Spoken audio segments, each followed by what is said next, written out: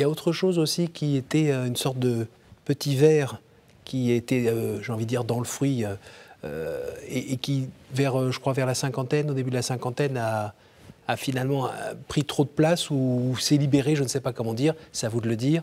C'est un accident qui vous est arrivé quand vous étiez gamine, 6 ans.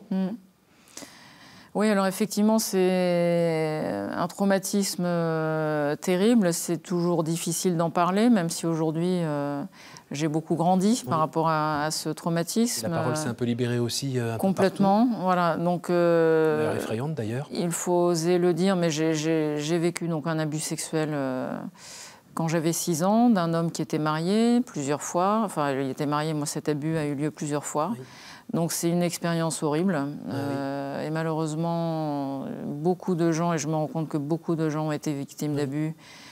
Heureusement, la parole se libère et on en parle. On a beau le savoir, mais moi il m'a fallu 45 ans avant de pouvoir en parler. Et vous l'aviez toujours en tête ou c'était complètement... Alors j'ai vécu ce qu'on appelle une amnésie traumatique pendant des années, mais ça fait quand même... ça m'est revenu à l'esprit de façon très violente quand j'avais à peu près 30 ans. Et c'était en lien avec l'âge de vos enfants? Je ne crois pas, non, parce qu'ils étaient trop petits encore. Non, non, c'était lors d'une discussion avec des amis où chacun parle de ses phobies, en fait. Alors, peur des araignées, enfin des choses très anodines. Oui. Et puis, en fait, je leur dis, moi, j'ai peur des escaliers. J'aime pas les escaliers pas éclairés. Et puis, voilà, j'ai une amie qui me dit, bah, t'as dû vivre quelque chose dans un escalier quand t'étais petite. Et là, bam. La lumière s'est l'explosion. L'explosion, tsunami intérieur. Donc, évidemment, j'ai rien dit et j'ai remis un gros couvercle dessus. Oui. Sauf que la mémoire étant revenue, après, c'est comme un serpent de mer.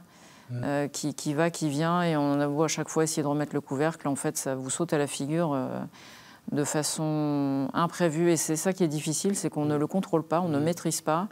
On a beau avoir toute la volonté qu'on veut, ça ne suffit pas. Jusqu'à ce que la parole puisse enfin se dire.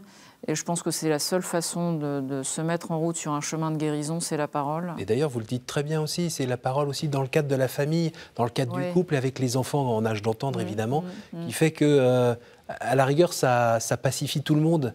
Là où on a peur soi-même de on fiche le bazar. Et en fait, les enfants, vous le dites, hein, les enfants, tout à coup disent, oui, ben, ok, je comprends mieux des trucs, quoi. Oui, c'est ça. En fait, ce que j'appelle les éléphants bleus prennent beaucoup de place dans le non-dit et l'inconscient. Je pense que c'est le propre des secrets de famille qu'on cache.